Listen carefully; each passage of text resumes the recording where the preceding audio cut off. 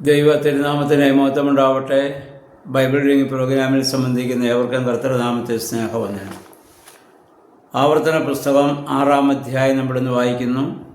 5-ാം അധ്യായത്തിൽ 10 കൽപ്പനയെക്കുറിച്ച് വിശദീകരിച്ചതിന് ശേഷം 6-ാം അധ്യായത്തിൽ അതിലെ സുപ്രധാനമായ കൽപ്പനയെക്കുറിച്ചാണ് ഇവിടെ മോശ ഇസ്രായേൽ ജനത്തോട് പറയുകയും എഴുതുകയും ഇവിടെ ചെയ്യുന്നത്.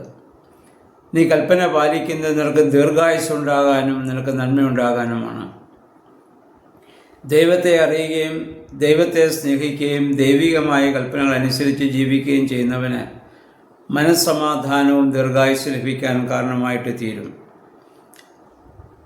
പാലും തേനും ഒഴുകുന്ന ദേശത്തേക്ക് ഞാൻ നിങ്ങളെ കൊണ്ടുവരുന്നു. അവിടെ നിങ്ങൾക്ക് അനുഗ്രഹവും സമൃദ്ധി ഉണ്ടാകുവാൻ ആ കൽപ്പനകൾ നിങ്ങൾ പാലിക്കണമെന്നുള്ളതാണ്. 4-ാം വാക്യത്തിൽ പറയുന്ന ദൈവം ഏക ദൈവമാണ്. ത്രിത്വം അതിലെ 3 ആളത്വങ്ങളാണ്. ഏകദൈവ വിശ്വാസത്തിലാണ് ഇസ്രായേൽ ജനം. പുതിയ നിയമത്തിൽ നമ്മൾ അപ്രകാരം തന്നെയാണ്, ഏകദൈവമാണ്. എന്നാൽ ദൈവത്തിൻ്റെ 3 ആളത്വങ്ങളായി പിതാവ്, പുത്രൻ, പരിശുദ്ധാത്മാവിനെ നമ്മൾ കാണുന്നുവെന്ന് മാത്രം. എന്നിട്ട് യഹോവയായ ദൈവം മോശ മുഖാന്തരം പറയുന്നതും ദൈവികമായ വചനം എപ്പോഴും നിൻ്റെ ഹൃദയത്തിലുണ്ടാവണം.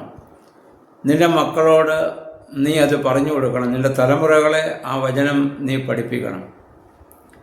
നിൻ്റെ ഭവനത്തിലും നിൻ്റെ കട്ടിളപ്പടിമേലും നീ കിടക്കുന്ന കട്ടിലിലുമൊക്കെ അത് എഴുതി വയ്ക്കണം.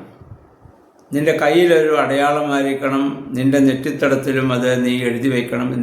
കാരണം നിന്നെ കാണുന്നവർ ഈ കൽപ്പന കാണുവാനും അത് ഓർക്കുവാനും കാരണമായിട്ട് തീരണം. അബ്രഹാം, ഇസ്ഹാക്ക്, യാക്കോബ് എന്ന പിതാക്കന്മാർക്ക് കൊടുത്ത ആ വാഗ്ദത്തമാണ് ഈ കനാൻ ദേശത്ത് ഞാൻ നിങ്ങളെ കൊണ്ടുവരുമെന്നുള്ളത്. ആ ദേശം നിങ്ങൾക്ക് തരുമ്പോൾ അവരെനിക്ക് വിധേയമായി ജീവിച്ചതുപോലെ നിങ്ങളും എനിക്ക് വിധേയമായി ജീവിക്കുക, എന്നെ സ്നേഹിക്കുക, ഞാൻ നിങ്ങളെ സ്നേഹിക്കും. നിങ്ങളൊരു കാരണവശാലും അന്യ ദൈവങ്ങളെ സേവിക്കുവാനായിട്ട് നിങ്ങൾ പോകരുത്. അങ്ങനെ ചെയ്താൽ ദൈവം നിങ്ങളെ ശിക്ഷിക്കും. ദൈവം അസഹിഷ്ണുവാണ്. അല്ലെങ്കിൽ ദൈവം അതുമാത്രം ദൈവത്തിന് ഉൾക്കൊള്ളാൻ പറ്റത്തില്ല. 1-ാമത്തെ കൽപ്പനയുമായി ബന്ധപ്പെട്ടാണ് ഈ അധ്യായത്തിൽ കൂടുതൽ കാര്യങ്ങൾ ഇവിടെ പറയുന്നത്. നിങ്ങൾ പണിയാത്ത ഭവനത്തിൽ ആ പട്ടണത്തിൽ പാർക്കുവാനും നിങ്ങൾ കുഴിക്കാത്ത കിണറുകൾ അനുഭവിക്കാനും നിങ്ങൾ നട്ടിട്ടില്ലാത്ത മുന്തിരിയുടെയും മറ്റു ഫലങ്ങൾ അനുഭവിക്കുവാനും ഞാൻ നിങ്ങളെ അവിടെ കൊണ്ടുവരുമ്പോൾ നിങ്ങൾ അത് ചെയ്തതായ ദൈവത്തെ മറക്കുന്ന രീതി നിങ്ങളുടെ ജീവിതത്തിൽ ഒരിക്കലും ഉണ്ടാവരുത്.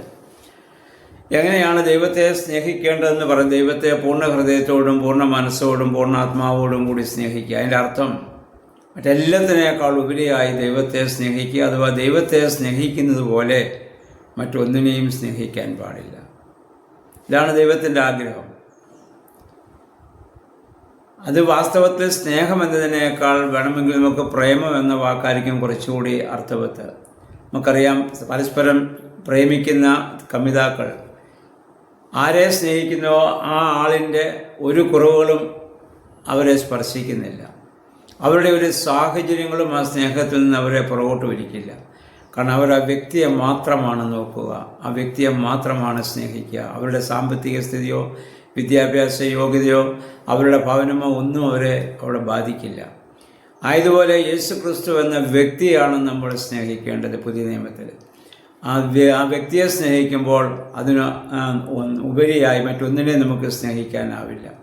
നമ്മുടെ കർത്താവ് പറഞ്ഞല്ലോ, എന്നേക്കാൾ അധികം അപ്പനെയോ അമ്മയെയോ മകനെയോ മകളെയോ പ്രിയപ്പെടുന്നവൻ എനിക്ക് യോഗ്യനല്ല എന്ന് നമ്മുടെ കർത്താവ് പറഞ്ഞത് നമ്മളെപ്പോഴും ഓർക്കേണ്ടതാണ്. കാരണം അത്രമാത്രം നമ്മുടെ സ്നേഹം ദൈവം ആഗ്രഹിക്കുന്നു എന്നുള്ളതാണ്. അതുപോലെ തന്നെ നമുക്കറിയാം, അങ്ങനെ നമ്മൾ സ്നേഹിക്കുമ്പോൾ ഈ ഭൂമിയിൽ ഉള്ളതൊന്നും നമ്മെ സ്വാധീനിക്കുകയില്ല. അപ്പോസ്തലനായ പൗലോസ്ലീഹായെ നോക്കുക. എന്തിൻ്റെ കുറവാണ് അദ്ദേഹത്തിനുള്ളത്? ജ്ഞാനസംബന്ധമായും അല്ലെങ്കിൽ ആ സമൂഹത്തിൽ ഒരു പരീശൻ്റെ മകനാണ്. ഗമാലിയലിൻ്റെ കീഴിൽ നിന്ന് വിദ്യ അഭ്യസിച്ചവനാണ്. സാമ്പത്തികമായും വിദ്യാഭ്യാസപരമായും നേതൃത്വപരമായും എല്ലാ രീതിയിലും ഉന്നത പദവിയിലുണ്ടായിരുന്ന ഒരാളാണ്. പക്ഷെ അദ്ദേഹം യേശുവിനെ തിരിച്ചറിഞ്ഞു കഴിഞ്ഞപ്പോൾ ബാക്കിയെല്ലാം ചവറെണ്ണുകയാണ്. നമ്മുടെ ആദിമ മാതാപിതാക്കൾ ഇത് ചെയ്യുന്നു. ലോകം, ധാതു, സഹോദര, ജാതി, തറവാടെല്ലാം യേശുവിന് വേണ്ടി വേണ്ടെന്ന് വയ്ക്കുകയാണ്. ആ ദൈവസന്നിധിയിലേക്ക് ഞങ്ങൾക്ക് പോയാൽ മതി എന്നവർ ആഗ്രഹിക്കുകയാണ്. പ്രിയമുള്ളവരെ, നമുക്കും ആ ഒരു ആഗ്രഹം ഉണ്ടാകണമെങ്കിൽ ദൈവം ആരെന്ന് നമ്മൾ യഥാർത്ഥത്തിൽ നമ്മൾ തിരിച്ചറിയണം. ദൈവസ്നേഹം നമ്മൾ തിരിച്ചറിയുമ്പോൾ മാത്രമേ മറ്റുള്ള എല്ലാത്തിനേക്കാൾ ഉപരിയായി ദൈവത്തെ സ്നേഹിക്കുവാൻ നമുക്ക് സാധിക്കുകയുള്ളൂ. ആ സ്നേഹത്തിലേക്ക് വളരുവാൻ നമ്മുടെ വേദപുസ്തക വായനകളും പ്രാർത്ഥനകളും ആരാധനകളും ഒക്കെ നമ്മെ സഹായിക്കണം. ദൈവമേ, പരിശുദ്ധാത്മാവേ, അതിന് ഞങ്ങളെ ശക്തീകരിക്കണമേ, ബലപ്പെടുത്തുമേ നമുക്ക് പ്രാർത്ഥിക്കാം. ദൈവത്തിന് നമ്മെ സഹായിക്കുമാറാകട്ടെ.